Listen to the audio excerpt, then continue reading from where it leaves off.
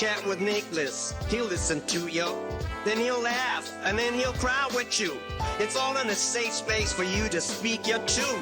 Oh, come let's chat with Nick.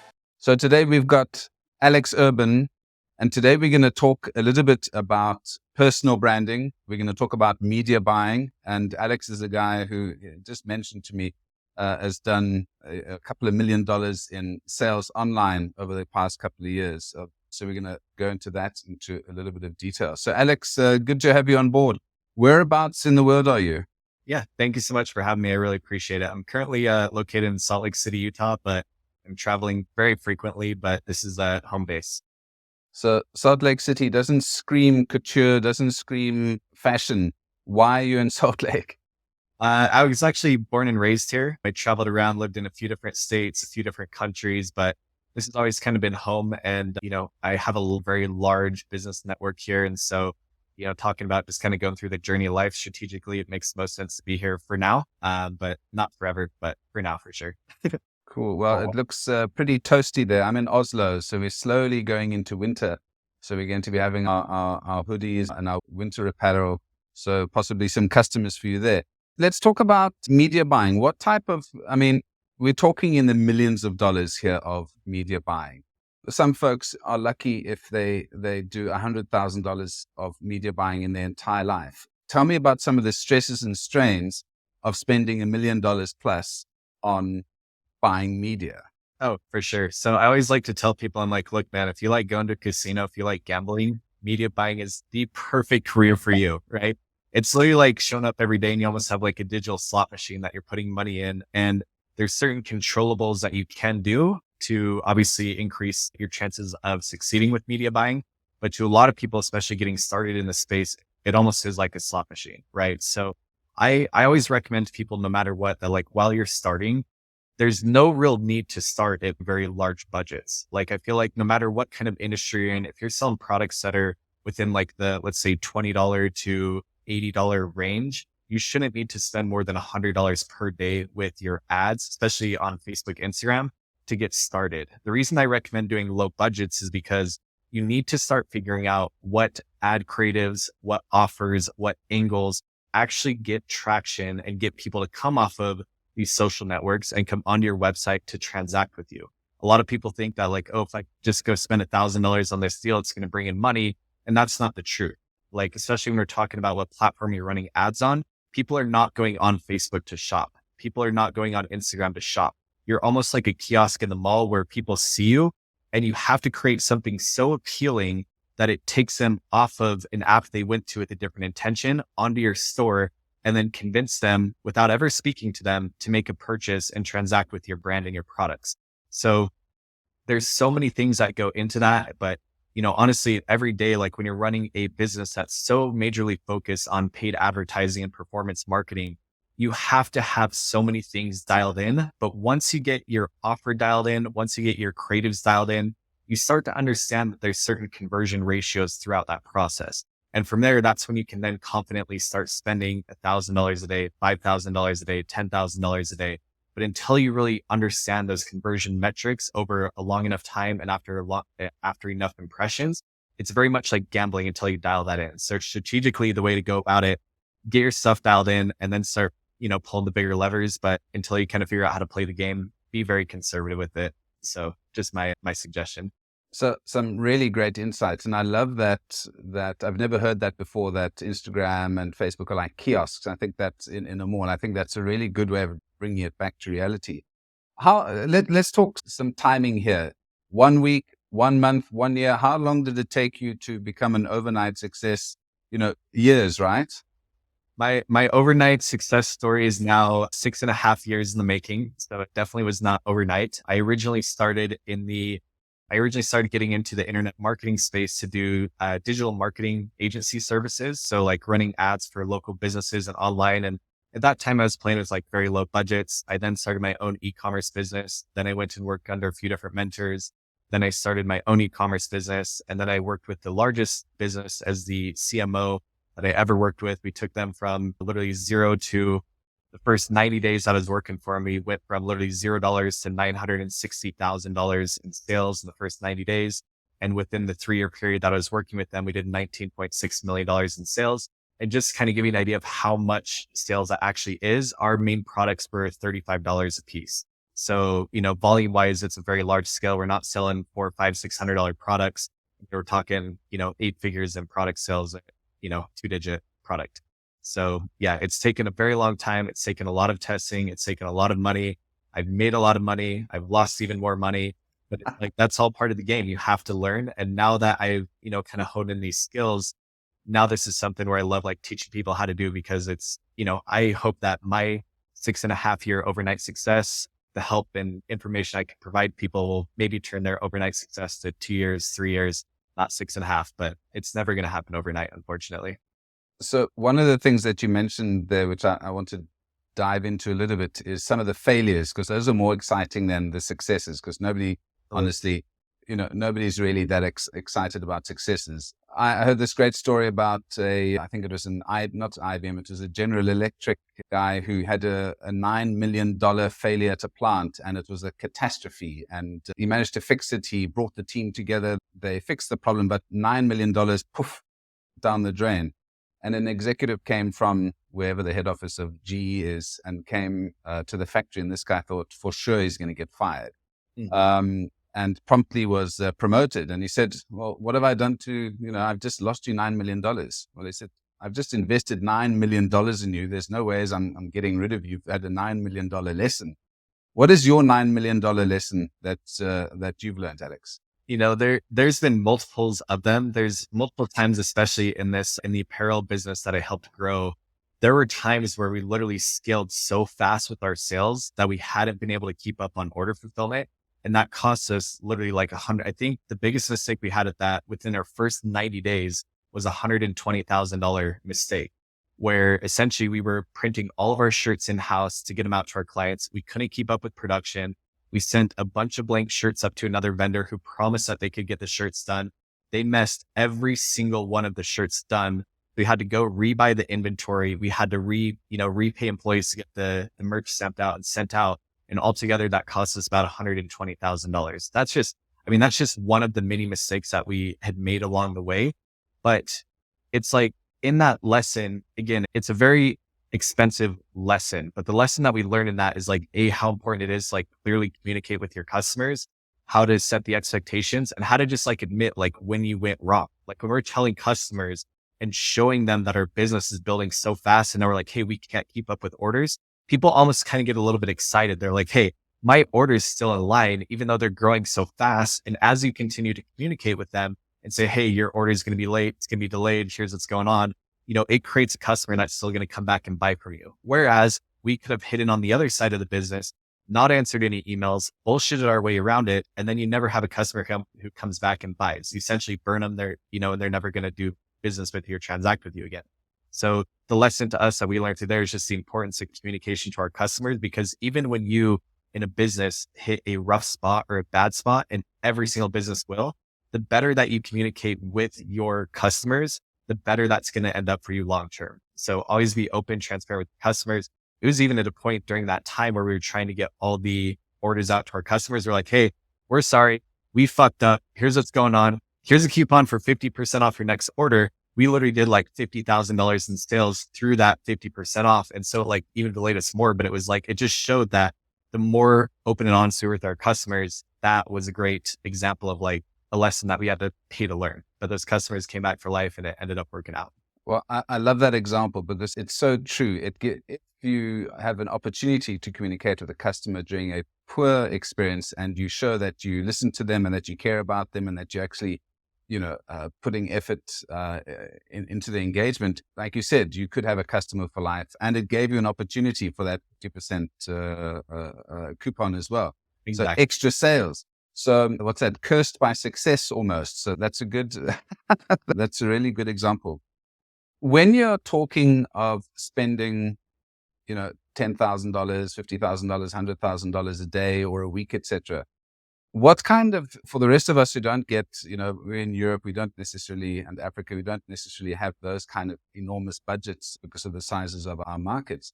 How is the engagement with the likes of Facebook, Instagram, Google, when you're starting to spend those numbers?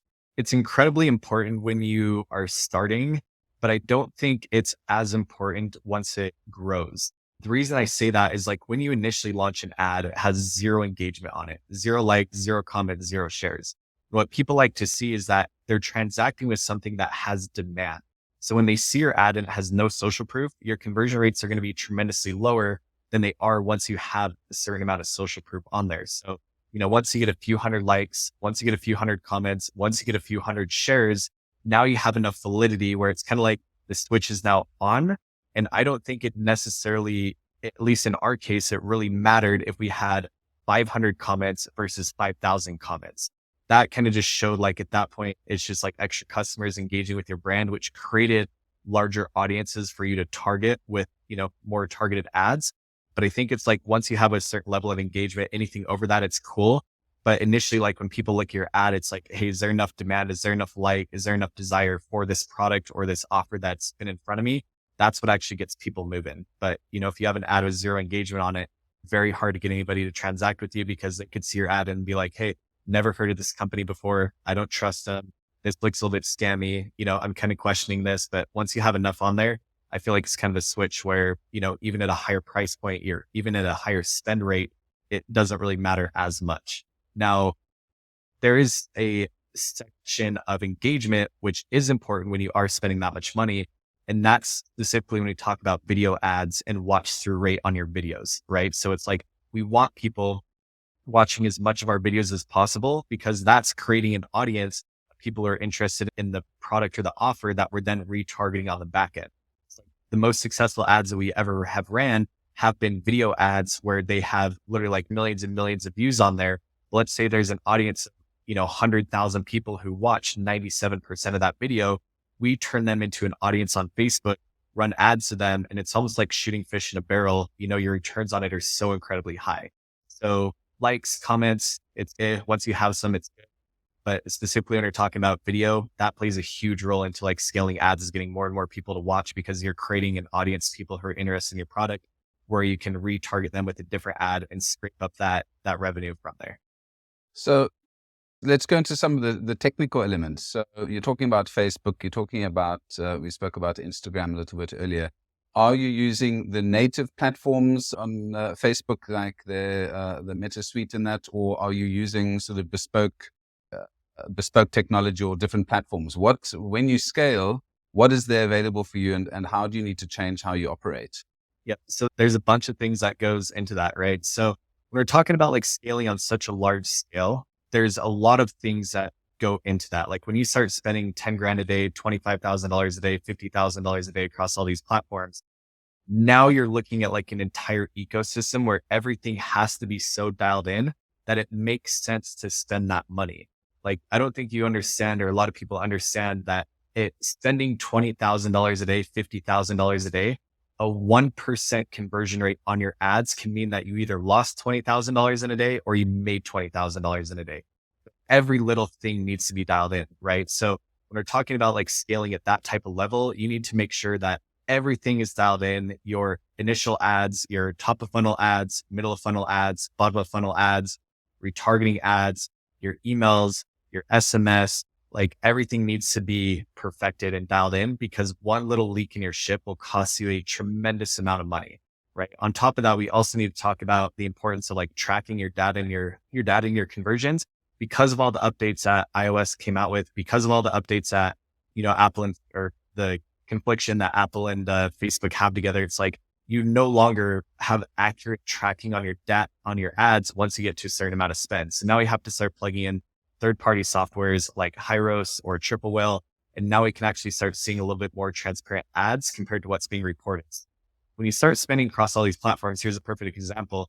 One of the months we ended up doing, it was over $1 million. I can't remember what the exact number was, but we'll just call it $1 million.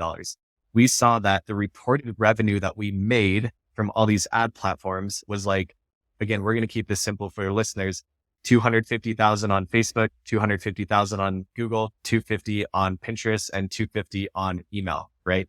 So reported $1 million worth of revenue. Well, our Shopify store actually only showed $700,000 in sales. So what happens is a lot of these platforms start claiming sales from each other, and we call that cross attribution, meaning that Facebook made a sale, but it was actually the email that made the sale because someone came off of Facebook and onto our website, put their email in a pop-up, and then we emailed them and that's what got the sale.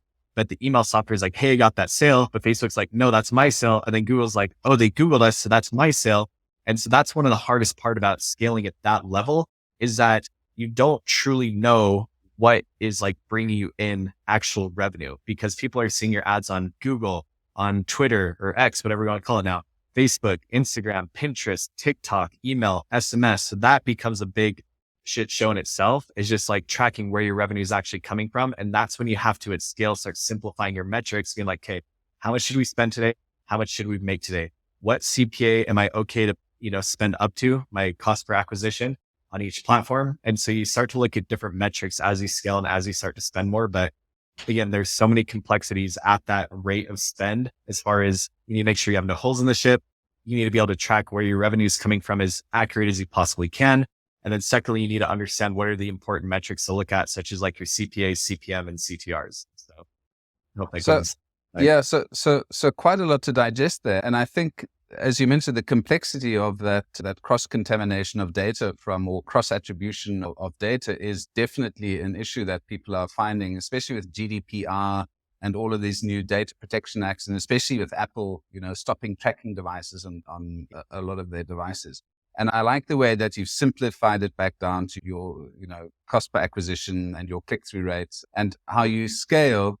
Your system actually gets a bit simpler. You go back to nuts and bolts. How much have I spent and how much am I getting in sales? So that's a really good, very interesting sort of counterintuitive insight because you think the more data that you have, the more dialed in you can get into the nitty gritty. But it's even these big companies don't know exactly what's going on. So, and talking about that a little bit more, the industry has changed quite a bit. And I'm imagining that you have a MBA and a PhD in analytics because you're doing millions of dollars of sales and you're doing all of these high-end analytics. So do you need to be a literal rocket scientist to do this work? Absolutely not. Honestly, everything that I learned actually come from experience. I actually almost failed going through high school. I wasn't able to get accepted into any colleges. My grades are so low. So I'm not some person who has a PhD or a degree in any of this. It's just literally starting my own business from here's a business I have spending $10 a day to ultimately working up, learning through failure, learning through my successes, learning from other mentors, other coaches, make sure and like increase my speed or rate in which I'm like acquiring knowledge. And then eventually you're like, oh shit, now I don't spend $10 a day. Now I spend $100 a day. And now I spend $1,000 a day. Now I spend 10,000.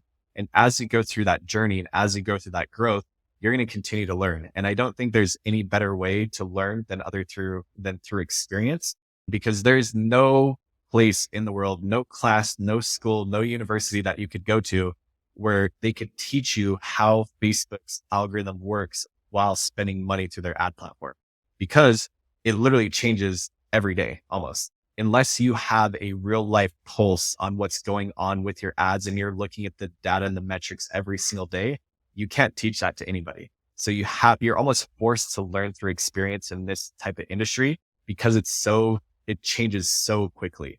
There are some evergreens that it's like, it'll always be around. There's always marketing 101 or marketing psychology 101.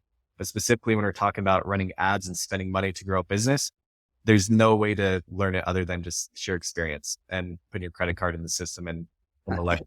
Well, hopefully my students at my school will contradict you a little bit, but we're a vocational school. So we do physical activities. And because the industry is changing so quickly, we do hands-on, we do what's happening today. We don't look at sort of legacy information. So I'll challenge you on that. And maybe you can come and do a masterclass or just show us an hour in your day and show how you're buying, how your team are buying. That would be fascinating just as a case study to see how this really works.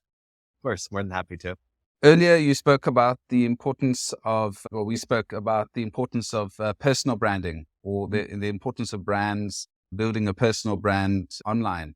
How important is building a personal brand when building, apparel brands like yourself online?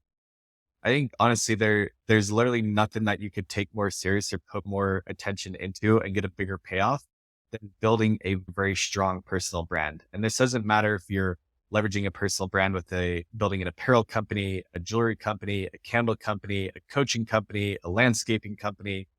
Everything right now, I feel like, is revolving around you and your personal brand, right? We're in a state right now where I'm seeing that people are no longer buying from brands, right? They're buying from people that they trust and they connect with. We're always going to have the big legacy brands like Apple or Coca-Cola, that we're going to buy from just because of what they built hundreds of years ago, or with Apple's growth, however long they started ago, right? Yeah. But now people are like they're paying very much attention into what am I actually spending my money on? And they're wanting to have their money go to people that they truly support and people that have provided value back to them in their life. So I personally feel like with the apparel brand that we grew, the owner of the company had a very large personal brand. And he'd been speaking the brand's name, which was Lions Not Sheep, as a mantra out to his audience. And him being a life coach, helping so many people build, help them progress through life. That once we decided to open the business, that's where I feel like it was like the gasoline on the fire, because there had been so many people, literally hundreds of thousands of people. He had over 1 billion views on his organic videos, right, of helping people. That in turn turned into just an absolute tidal wave of customers coming through our door. So to me, it's like people are very tribal. They want to belong to something. They want to be a part of something. And people no longer they don't get emotionally connected to a brand anymore that just had come out the gates, right? If I wearing a hat, you know what I mean? And I'm like, hey, go buy this green hat. I'm not going to be emotionally invested into the hat. But if I'm like, hey, I've been following Alex, he's provided value to me. He's helped me grow in other areas of life. I like his style. He makes me laugh. I'm going to support him and buy whatever he wants. And that's why I tell people, because of my personal brand that I built, I can go sell jewelries. I can sell t-shirts. I can sell coaching. I can sell probably popsicles, or, go mow someone's lawn, and people buy from me at a mass rate because of the personal brand that I've built and I've developed through providing value to others. So especially while you're growing your business right now, people love the transparency. They love knowing who actually is operating the business. I don't think you're going to get traction very easily. And I think you're almost playing on expert mode if you decide, I want to hide behind the computer. I don't want to show my face, and I just want to have this little cosmetic brand. And you're trying to put together deals and all this manipulative type marketing to go ahead and get sales in the door. I don't think that's any way to truly build a genuine and authentic brand right now. I think they want to see the people behind the scenes. I think they want to see what your warehouses look like, your offices look like. I think they want to see the owner going in there and throwing around cash bonuses to their employees, or, the owner running around teasing the brand new t-shirt design that they have on. It's that's what gets people so emotionally connected to your brand that it truly will grow it in the long term. With the apparel brand, our lifetime value of a customer was over $400 with our brand. And that says something, again, for selling a $35 product. That means the average person, which is crazy because that's the average. There's a lot of people who went in there and bought just one t-shirt or just two. That's still $70. Yeah. We had a lot of customers spending over $1,000 with our brand.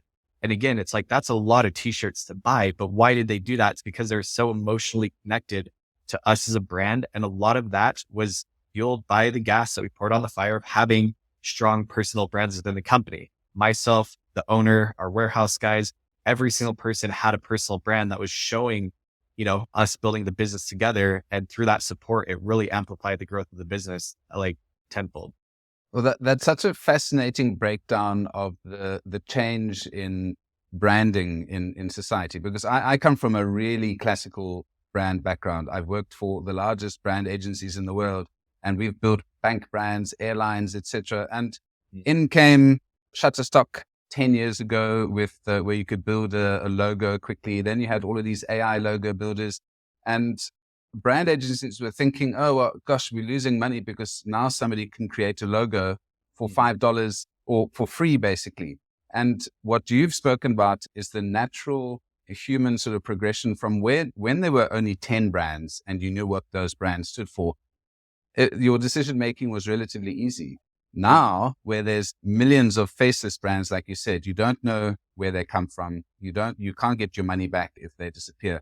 What you're talking about is going back to the fundamentals of the brand.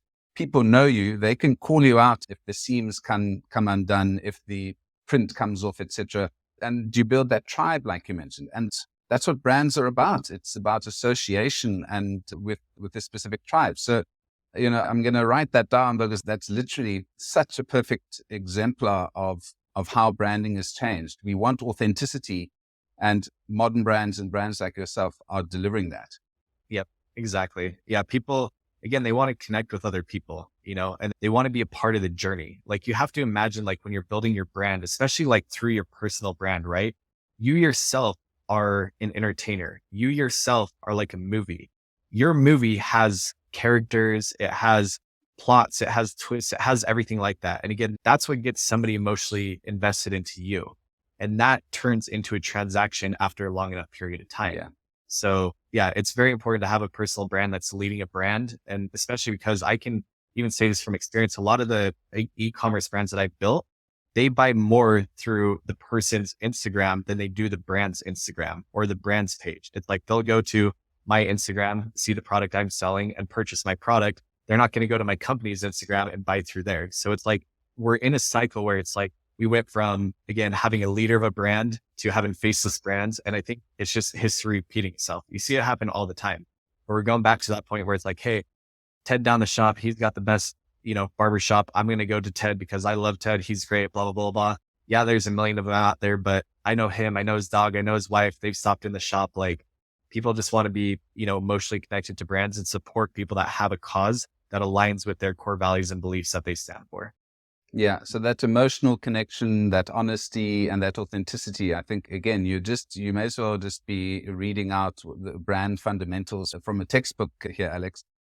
Building your own brand. And, if we look at the likes, I'm not going to associate you with Bill Cosby and OJ Simpson and folks like that, but they made a couple of big bugger ups in their businesses, and the folks that they associated with, regret that now.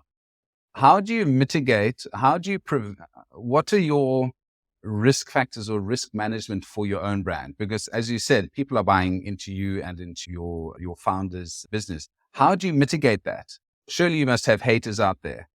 I love the haters, man. Honestly, I think the more you actually try and mitigate the risk, the worse you're actually doing for yourself and your brand. Like, I think you're doing yourself a disservice by holding yourself back from sharing your truth or your life, because you don't realize, but out of the billions and billions of people that are, on this planet, there are so many people that resonate with you, the skeletons you have in your closet, your deepest, darkest secrets, the truth that you are withholding.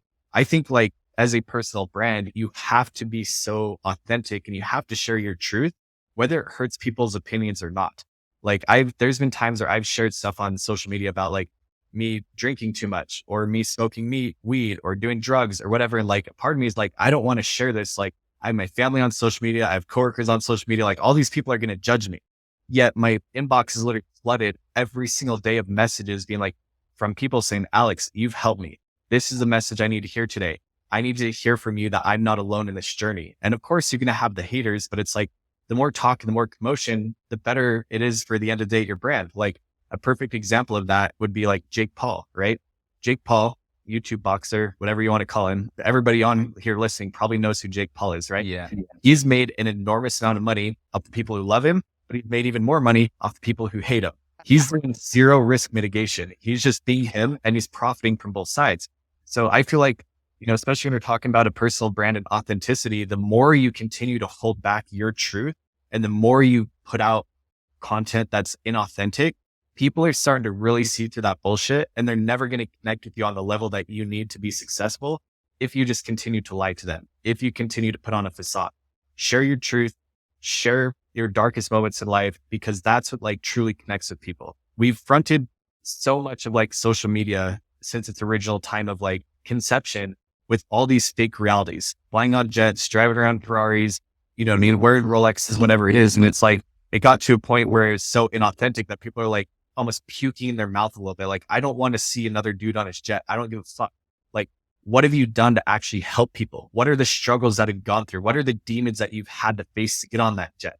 That's what I want to connect with, because if I know that, like one of my friends, Eric, he literally is worth $500 million. He used to be a heroin addict, like sharing his truth about getting sober and not being, or getting off the heroin, that connects him more with his audience than his private jet does, or his yacht does, or his, whatever $20-50 million mansion does in Florida. So it's like, you have to, again, genuinely connect with people through your struggles. That's what is going to connect you with people, not the flaunts, not the, perfect life. People Yeah. just don't do that anymore, man. So that's my 2 cents. So you talk about giving back. What are some activities or projects that you're working on that are close to your heart that are examples of this? So I have a jewelry company right now that was actually inspired when I was on a trip to Maui. So one of the things I'm doing is with all the proceeds of that jewelry company, we're donating a portion of the profits over to helping rebuild Maui because they had a bunch of big wildfires there. That's something I believe in. With me too, I also am like a huge proponent of helping with anything that has to do with like child sex trafficking. So there's some local organizations here that I'm working closely with to donate time and money to help do that. But it's like any way that you can give back, man. Like I had a kid yesterday literally reach out to me. I do one-on-one coaching and life coaching, business coaching, and I charge a lot of money for it. And it's like, even whatever opportunities I can help give back, like this kid who messaged me yesterday is like, hey, I'm a junior in high school. So 16 years old. He's like, I want to start making money. I want to start growing a brand. Like, where do I start? It's like, to me, that's an opportunity to help give back to somebody. Or, hey, my business is struggling. Can I get on a quick call with you to get some things worked out? Sure. It's like when I see people, it's like, I'm not always trying to monetize from a capitalistic point of like, hey, I'm a coach. I want to help people. But there also comes a time where it's like someone just kind of stumbles into your life and you're like, that little 1 degree shift that you can give them is going to change the trajectory of their life. And that's a great way to give back. So like, don't always be looking for opportunities to make money. Look for more opportunities to help people, because the more people that you help, the more money you're going to make. And that's just, business 101. So it doesn't matter if it's charity work, community work, the little kid who doesn't have 2 pennies to rub together because he's in high school and your DM's asking for help. Like, just help more, like spend more time helping more. Yeah. Well, that's such inspiring stuff. And a lot of folks can, take some good lessons from what you've mentioned, from both starting out with, small budgets, learn your way, learn your product, learn your customer, authenticity and branding, build your own brand, and also giving back. And I'm sure you get almost sometimes probably more enjoyment out of helping these guys at potential that's sort of like mini me's, versions of you that you say, well, I'm going to try and create the next generation of me with the same kind of mindset or similar kind of mindset and pay it forward. Alex, this has been, jam-packed with awesome things. I think we could chat longer, but I don't want to give too much juice away. This has been so insightful. I think maybe what we can do if we ever chat another time is go into, some detail into the weeds of how to scale from, $1,000 to $1 million, because I think some people struggle with that. And especially us in Europe, where we just don't have the numbers of the States. We can't actually comprehend, some of the numbers that you're talking about. We just don't have the numbers. So that might be fascinating, but really great chatting with you. And I hope you have a fantastic weekend, and I hope all the jewelry money doesn't go through Oprah and The Rock. Nope. Well, luckily I spend a little bit of time there, so I know a lot of locals who are actually doing things. Yeah. I appreciate you giving me the opportunity to come on, and anytime you want to jump into more detailed stuff, just hit me up, and be happy to share all my knowledge and wisdom with everybody and put them on that path so they can turn their overnight success into not a 6.5 year experience, but maybe a few. Amen. Thanks, Alex. Come chat with Nicholas. He'll listen to you. Then he'll laugh, and then he'll cry with you. It's all in a safe space for you to speak your truth.